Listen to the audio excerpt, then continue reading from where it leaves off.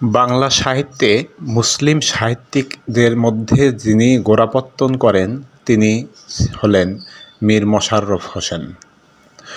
তিনি 13 নভেম্বর 1847 খ্রিস্টাব্দে জন্মগ্রহণ করেন এবং 19 ডিসেম্বর 1912 খ্রিস্টাব্দে মৃত্যুবরণ করেন।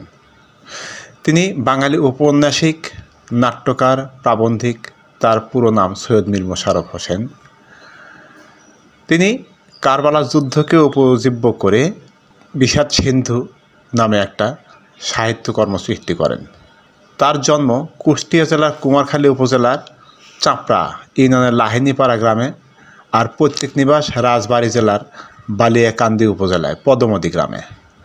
তার লেখাপড়ার জীবন কাটে কুষ্টিয়ায়, পরে বর্তমান রাজবাড়ী বালিয়াকান্দি উপজেলায় পদমদী গ্রামে ও শেষে কৃষ্ণনগরে বিভিন্ন বিদ্যালয়ে। তার জীবনের অধিকাংশ সময় ব্যয় হয় ফরিদপুরে নবম এস্টেটে চাকরি করে এবং তিনি কিছুকাল কলকাতায় বসবাস করেন। তিনি একজন বহুমুখী প্রতিভার অধিকারী।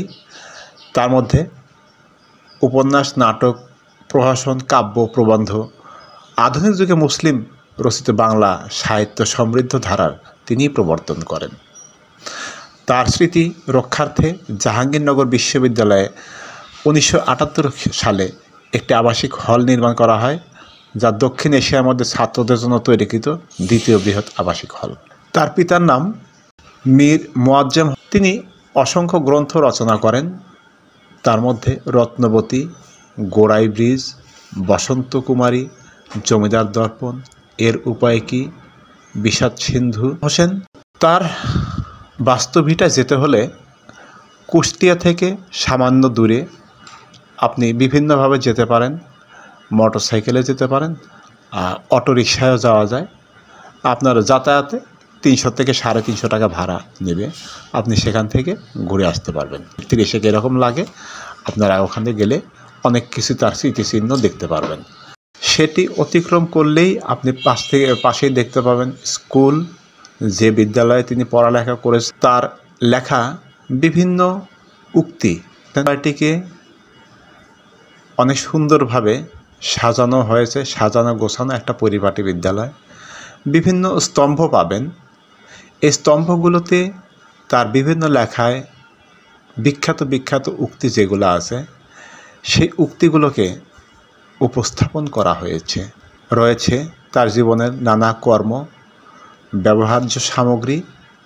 আমরা সেখানে আমাদের 4 জন সহকর্মী নিয়ে সিরাজগঞ্জ থেকে গিয়েছিলাম। আমরা যা দেখি এবং অভিভূত হই। প্রথমেই আমরা যেটা দেখতে পেয়েছি, সাংবাদিক কাঙ্গাল হরিনাথ স্মৃতি জাদুঘর। তার সাথে তার গভীর সম্পর্ক ছিল এবং ওস্তাদ ছিলেন। এই স্মৃতি সংগ্রহশালার ব্যবহার্য বহু জিনিসপত্র এবং বিভিন্ন বিখ্যাত ব্যক্তির তৈলচিত্র দিয়ে সমৃদ্ধ করা হয়েছে। আপনি সেখানে প্রবেশ করলেই বিশেষভাবে অভিভূত হবেন। তার ব্যবহার্য চেয়ার, টেবিল, যুদ্ধের সরঞ্জাম সবই আছে, কেবল তিনিই নেই। আর একটু এগিয়ে গিয়ে আমরা একটা সরাইখানা বা ইদারা দেখতে পাই। সেখানে একটা সাইনবোর্ড লেখা আছে মীর মশাররফ বিদ্যানিকেতন।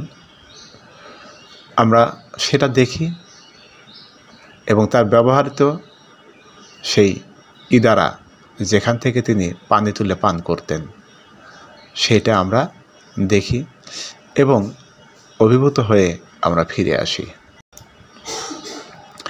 প্রিয় দর্শক মণ্ডলী, বাংলা সাহিত্যে মুসলিম সাহিত্যের গোড়াপত্তন যিনি করেন তাদের মধ্যে মীর মশাররফ ছিলেন অন্যতম।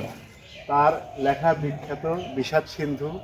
এমন কোন ব্যক্তি নাই, এমন কোন বাংলা ভাষাভাষী নাই যিনি এটা জানেন না। তো আমরা তার সরাসরি বাস্তব ভিটে এখন পৌঁছেছি। এখানে আসলে তার পরিবারে কেউ থাকেন না, এনারা দেশের বিভিন্ন জায়গায় থাকেন, কিন্তু তার স্মৃতি বিজড়িত এই জায়গাটা এখনো পড়ে আছে এবং আমাদের মতো অনেক মানুষ এখানে দেখতে আসে বা দর্শনার্থী আসে।